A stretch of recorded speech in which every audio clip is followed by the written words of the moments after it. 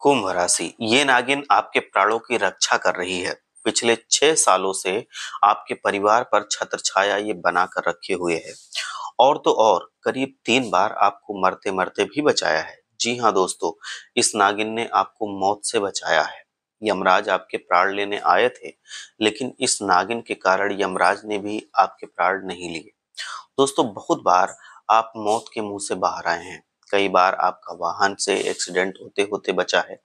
तो आप सोचते होंगे कि आपके अच्छे कर्मों ने आपको बचाया है या फिर आपकी अच्छी किस्मत ने आपको बचाया है। लेकिन आप ये नहीं जानते हैं कि आपकी जान तो इस नागिन ने बचाई है और ये नागिन पिछले 6 सालों से आपके घर के इस कमरे में रह रही है। दोस्तों, ये नागिन नहीं बल्कि साक्षात एक देवी है और ये देवी कोई और नहीं बल्कि आपकी कुल देवी हो सकती हैं या फिर आपके पूर्वज हो सकते हैं। क्योंकि हमारे पूर्वज किसी भी रूप में, किसी भी जीव आत्मा के रूप में हमारे घर में रहकर हमारे घर परिवार की रक्षा करते हैं और वो चाहते हैं कि हमारा घर परिवार खूब फले-फूले। आज हम आप लोगों को इस बात को पूरी तरह से बताएँगे कि इस नागिन की पहचान आप कैसे करें, इसके दर्शन कैसे करें और आप लोगों को क्या सावधानी बरतनी चाहिए। क्योंकि आने वाले 7 दिनों में आपके जीवन में बहुत बड़ा परिवर्तन होने जा रहा है। आपके परिवार को ईंट से ईंट आपकी बच जाएगी। दोस्तों, ये नागिन कई बार आपको पूरी तरह से ये दर्शन दे चुकी है, लेकिन आप पहचान नहीं पाते हैं। फिर भी ये आप महसूस किए होंगे कि अपने घर में देखिए दोस्तों, अक्सर आपकी ज़िंदगी में बड़े-बड़े दुःख तकलीफ़ आ जाते हैं। ये आपने खुद झेला है इसको। आपको ऐसा लगता होगा कि इस मुसीबत से हम बाहर नहीं आ सकते हैं, इस तकलीफ़ से कैसे बाहर आएँगे? लेकिन इस देवी ने आपको हर बार बहुत बड़ी-बड़ी मुसीबत से बचाया है। आप समझ तक नहीं पाते हैं कि दोस्तों, ये मुसीबत क्यों आ रही है और हम इससे कैसे निपटेंगे। लेकिन अब आप ये सोचते होंगे कि हम कैसे बचे, हम तो अच्छे नसीब है इसलिए बचे। लेकिन अगर मैं सच बताऊं तो आप बचते हैं इस देवी के कारण। आपके जीवन में आप हर बार बड़ी-बड़ी अनहोनियों से सुरक्षित बच जाते हैं। दोस्तों, आने वाले 7 दिन आपके लिए बड़े संकेत दे रहे हैं। ये देवता आपके घर में इस जगह पर रहते हैं, परंतु अब आपको पूरी तरह से जितना भी मनोकामना मांगना है मांग सकते हैं। आप लाख करोड़ मांगेंगे तो वो भी इस देवता के आशीर्वाद से आपको मिल जाएगा, क्योंकि ये देवता आपके ऊपर मेहरबान है। इस देवता की कृपा से आप अपनी जिंदगी में हर मुकाम हासिल कर सकते हैं जो आप चाहते हैं। लेकिन सावधान रहिए, भूल कर भी आपको ये 3 काम नहीं करने हैं, वरना ये देवता आपसे रूठ जाएंगे, नाराज हो जाएंगे और आपके घर को छोड़ करके हमेशा-हमेशा के लिए चले जाएँगे। और जैसे ही ये देवता जाएँगे, आपके घर में पूरी तरह से बर्बादी आना, कंगाली आना शुरू हो जाएगी। आज वीडियो की बहुत ही ज़्यादा ख़ास है। आज की वीडियो में हम वो सारी राज की बातें बताएँगे, जो आपको किसी ने नहीं बताई होंगी। साथ ही आपकी फूटी किस्मत को कैसे चमकाना है, ये भी हम आपको बताएँगे।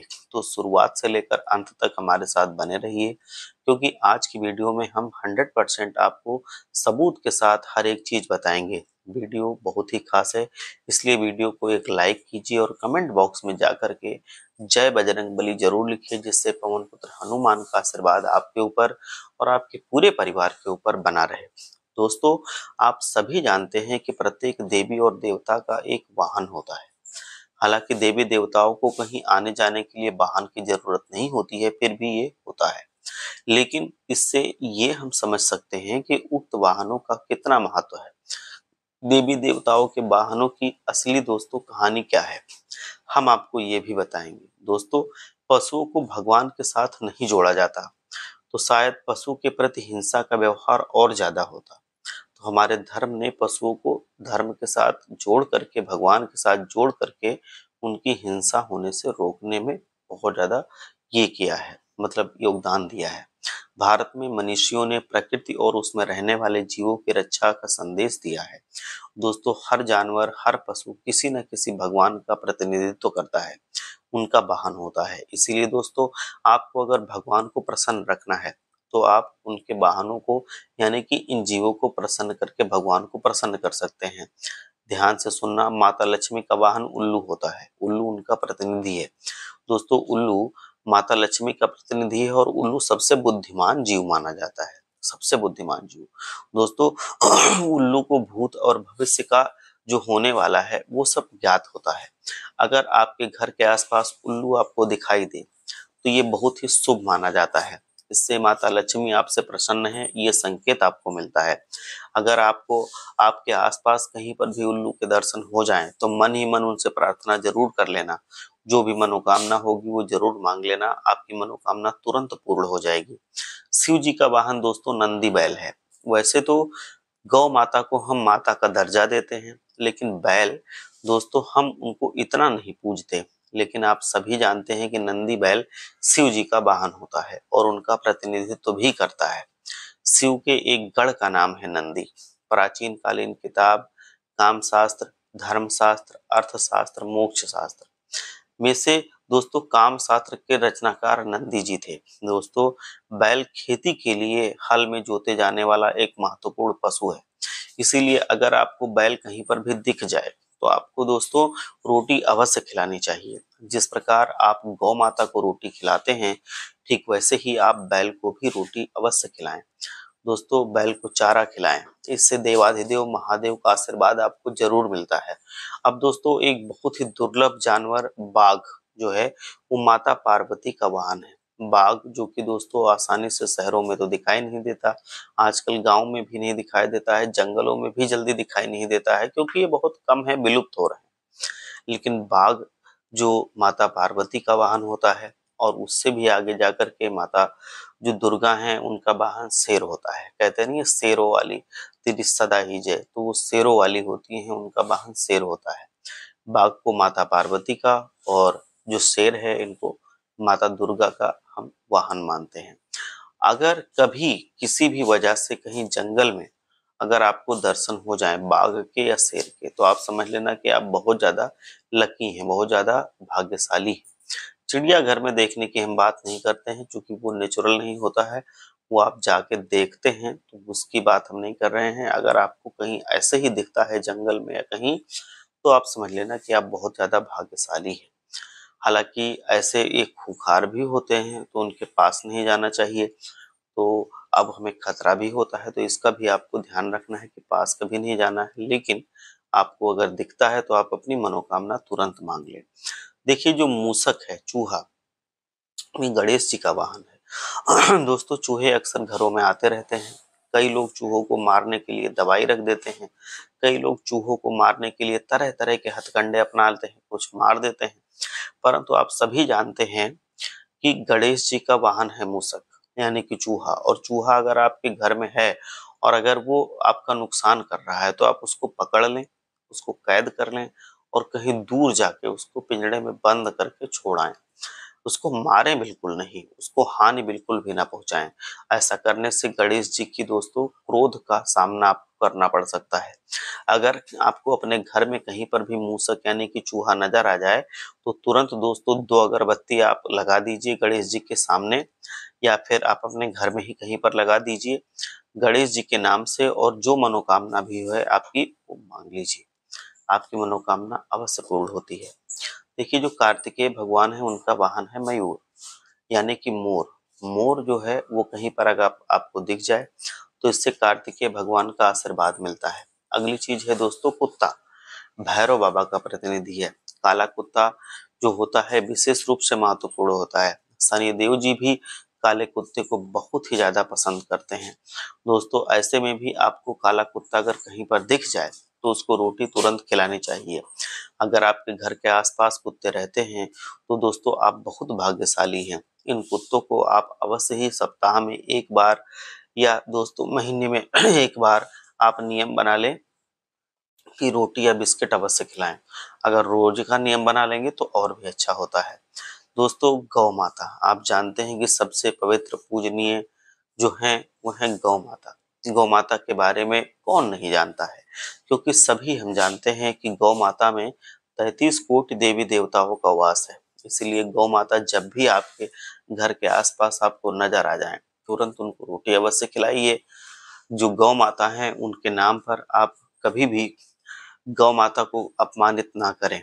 अब दोस्तों सांप की बात करते हैं। दोस्तों सांपों को देखकर हर इंसान डर जाता है, स्वाभाविक है, डरना भी चाहिए। हर एक इंसान दोस्तों सांपों को देख करके उसके रोंगटे खड़े हो जाते हैं। परंतु सांप मिलना आजकल बहुत दुर्लभ हो चुका है। अगर आपको सांप कहीं दिख जाए, आपके घर में सांप निकल आए, तो दोस्तों ये कोई संकेत हो सकता है कि देवी देवता आपसे संपर्क करना चाहते हैं, या आपकी भक्ति से देवी देवता प्रसन्न है, या फिर आपके किसी दोस्त ने जो भी देवी देवता हैं वो आपके नाराज हो चुके हैं दोस्तों। क्योंकि जब ये दर्शन देते हैं तो इसके पीछे की दो वजह हो सकती हैं, या तो वो आपसे बहुत प्रसन्न है और या तो वो आपसे नाराज हैं। घर के कुल देवी कुल देवता भी दोस्तों इन्हीं के रूप में आपके घर में आते हैं और आपको दर्शन देते हैं। आपके पूर्वज भी इसी के रूप में आते हैं और आपको दर्शन देते हैं। तो अगर आपके घर में कभी भी आपको सांप दिख जाए तो समझ जाइएगा कि आपकी कुल देवी कुल देवता आपसे संपर्क साधना चाहते हैं, आपको कोई संकेत दे रहे हैं। अगर आपने हाल ही में कुछ गलत चीज करी है, आप देवी देवताओं को नहीं पूजते हैं, कुल देवी को नहीं मान रहे हैं, कुल देवी को नहीं पूजते हैं, तो इनको पूजना तुरंत शुरू कर दीजिए और अपने कोई भी गलत कर्म अगर किया है तो उसकी माफी मांगिए। क्योंकि जिनके दोस्त जो दर्शन हैं बहुत ज्यादा मुश्किल होते हैं, और अगर ये आपको मिल रहे हैं तो समझ लीजिए कि आपकी कुल देवी कुल देवता आपसे संपर्क साधना चाहते हैं, यानी कि आपको कुछ कहना चाहते हैं। कुल देवी कुल देवता की पूजा पाठ अवश्य कीजिए। और जब भी दोस्तों आपको दर्शन होते हैं, जितने भी जीवों के बारे में हमने कहा है, तो मन ही मन आप तुरंत ही अपनी मनोकामना के लिए प्रार्थना कर लेना, मनोकामनाएं अवश्य पूर्ण होती हैं। दोस्तों हम अक्सर देखते हैं कि पुराने घरों में आज भी कई पुराने जीव रहा करते हैं। हम पुराने लोगों से सुनते आए हैं कि यहाँ पर इस घर के पीछे या घर के अंदर या कहीं पर भी कई वर्षों से एक सांप रहता है, जो अक्सर आए दिन दिखता रहता है। तो ऐसे हर एक घर में या फिर किसी न किसी घर में अवश्य सांप होता भी है। ये दोस्तों हमारे पूर्वज के रूप में भी निवास कर सकते हैं। दोस्तों पूर्वजों को भी हम देवता रूप के रूप में ही मानते हैं। पूर्वजों की पूजा अर्चना भी करनी जरूरी है, क्योंकि जिस घर के पूर्वज उनके ऊपर प्रसन्न होते हैं, उनके पूर्वजों की कृपा दृष्टि जिस घर पर होती है, वो हमेशा फलीभूत होता है। उनके जीवन में कभी भी कष्ट नहीं आते। लेकिन जिस घर के ऊपर पूर्वजों की कृपा नहीं होती है, उस घर में बहुत सारे कष्ट आते रहते हैं, दुख तकलीफें आती रहती हैं और परेशानियां घेरे रहती हैं। तो इसीलिए पूर्वजों को प्रसन्न करना भी बहुत जरूरी होता है। कुल देवी कुल देवता की भी कृपा जरूर होनी चाहिए।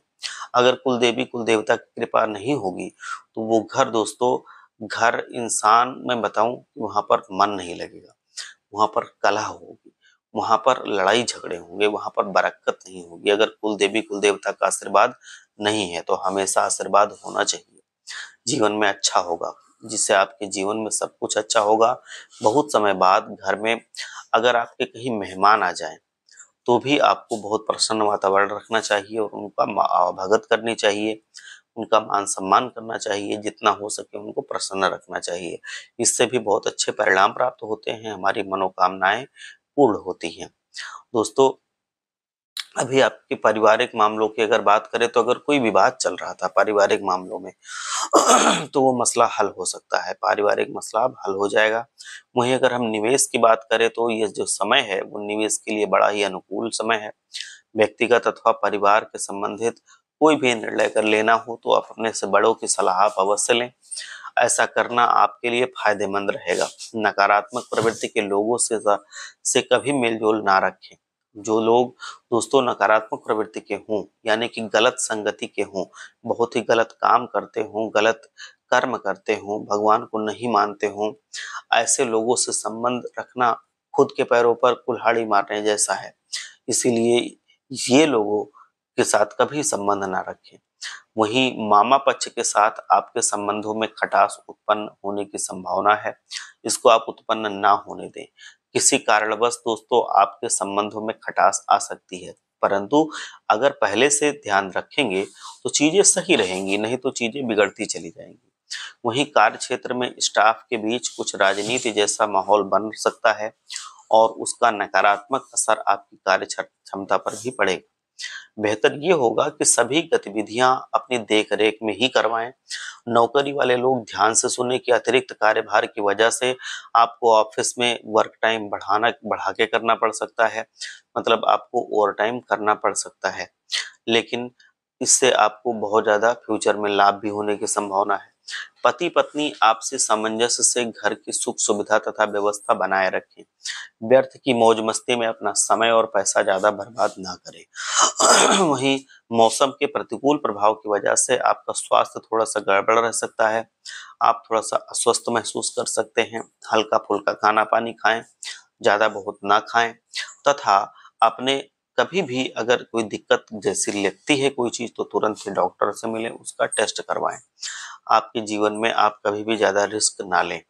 तो हर छोटी-मोटी परेशानियाँ बड़ी परेशानियों का रूप, बीमारी का रूप नहीं लेंगी, नहीं तो फिर वो छोटी-मोटी परेशानियाँ बाद में किसी बीमारी का रूप ले सकती हैं और आपको बहुत मुसीबत में डाल सकती हैं। अपने स्वभाव में थोड़ा-सा सकारात्मक और नकारात्मक दोनों पहलुओं पर ध्यान दें। दोस्तों, हर एक काम का असर आपके विचार और स्वभाव पर हो सकता है।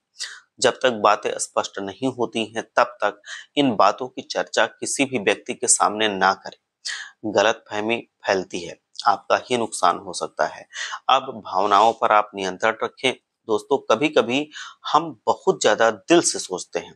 कभी-कभी इतना सोच लेते हैं, इतना ओवरथिंकिंग कर लेते हैं कि दोस्तों हम बहुत ज़्यादा उदास हो जाते हैं और कभी-कभी इसी उदासी में हम बहुत गलत करने लगते हैं। तो इसलिए सोच समझ कर ही हमारा दिमाग चलना चाहिए। हम सोच समझ कर ही कोई काम करें। कि मैं ये कर लूँगा, मैं वो कर लूँगा, ऐसे हवा में नहीं।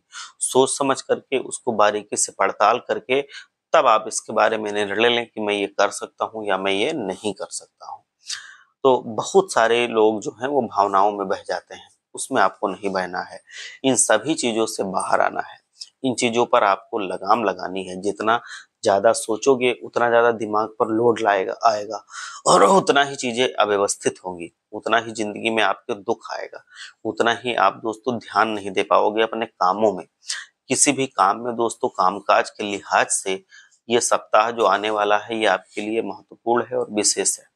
नौकरी पेशा जातकों का प्रमोशन हो सकता है, हालांकि आप पर जिम्मेदारियों का बोझ भी बढ़ेगा। आपको कड़ी मेहनत करने की हम सलाह देते हैं। व्यापार से जुड़े जातकों की आर्थिक स्थिति में सुधार आएगा। इस दौरान आपको जबरदस्त आर्थिक मुनाफा हो सकता है। पारिवारिक जीवन में स्थितियां सुखद रहेंगी। यदि घर के सदस्यों के साथ आपका मनमुटाव चल रहा है, तो इस दौरान आपके बीच सब कुछ सामान्य हो सकता है, वो मनमुटाव खत्म हो सकता है। सप्ताह के अंत में आपको यात्रा करने का अवसर प्राप्त होगा। आपकी ये यात्रा बहुत ही मजेदार रहेगी। सेहत के मामले में ये सप्ताह औसत रहेगा। प्यार मोहब्बत के मामले में इस सप्ताह में कभी भी कुछ भी विवादास्पद रहने वाला है, तो आप सोच समझ कर आगे बढ़ें। किसी तीसरे की दखलंदाजी के कारण पार्टनर के साथ आपका झगड़ा हो सकता है, तो आप ऐसी स्थिति में समझदारी से काम लें। दोस्तों, अब आपके वैवाहिक जीवन की हम बात करें तो वो सुखमय रहेगा। आपको बस एक दूसरे के बारे में अच्छे विचार रखने हैं, उनकी भावनाओं की कदर करनी है। दोस्तों, थोड़ा-सा अभी जो समय चल रहा है उसमें धन हानि के संकेत मिल रहे हैं। ये बात आपको देखना पड़ेगा, आप गलत फैसले ना लें, नहीं तो गलत फैसले का नतीजे से आपको धन हानि झेलनी पड़ेगी। ये सब आपको ध्यान रखना पड़ेगा। व्यापार से जुड़े जातकों को अपनी व्यावसायिक योजनाएं गुप्त रहने की हम सलाह देते हैं, अन्यथा विरोधी आपके कार्य में बाधा डालेंगे। नौकरी पेशा जातकों को सहकर्मियों के साथ तालमेल अच्छा रखना चाहिए। जरूरत पड़ने पर आप एक दूसरे की मदद जरूर करें। सुधार होगा आपके सेहत में। अगर आप कहीं बीमार चल रहे थे तो अब आपकी सेहत में सुधार हो सकता है। अगर आप अविवाहित थे तो अब आपको जीवन साथी की तलाश थी, तो इस अवधि में वो तलाश खत्म हो सकती है। मतलब आपको जो आप चाहते हैं सुयोग्य जीवन साथी वो आपको मिल सकता है, जो हमेशा हमेशा आपका साथ देगा। तो ये मंगल परिणय में बंधने के लिए बहुत अच्छा समय है, बहुत अच्छा संकेत है। माता पिता की सेहत अच्छी रहेगी, उनका आशीर्वाद आपको मिलेगा। कामकाज को लेकर के इस दौरान आप काफी व्यस्त रहेंगे। सरकारी नौकरी करने वाले जातकों की तरक्की का योग बन रहा है। वहीं प्राइवेट नौकरी करने वाले लोगों को भी अपनी मेहनत के अनुरूप परिणाम अवश्य मिलेगा। व्यापारियों को आय का नया स्रोत प्राप्त होगा और इस दौरान आपकी आर्थिक स्थिति में सुधार आने की संभावना है। स्वास्थ्य से जुड़ी परेशानी दूर होगी। करियर अब आपका आगे बढ़ जाएगा और जैसे ही करियर आपका आगे बढ़ेगा, आपके घर में खुशनुमा माहौल बनेगा और आप देखेंगे कि जो चुनौतियां पहले आप लोगों को परेशान करती थी, रुलाती थी, वो धीरे-धीरे करके खत्म हो जाएँगी और ये चीज़ें आपके जीवन में गंभीरता से असर डालती हैं। व्यापार आपका बढ़ सकता है, बहुत बढ़िया है व्यापार के लिए ये समय, तो आप व्यापार अपना बढ़ा सकते हैं, आपके जीवन में आपको ज़रूर उसका लाभ आगे मिलता रहेगा। आप एक बार सच्चे मन से हमारे साथ जयकारा लगाएँगे जिससे भोलेनाथ की कृपा आपके ऊपर बनी रहे। एक बार सच्चे मन से बोलिए हर हर महादेव, जय भोले।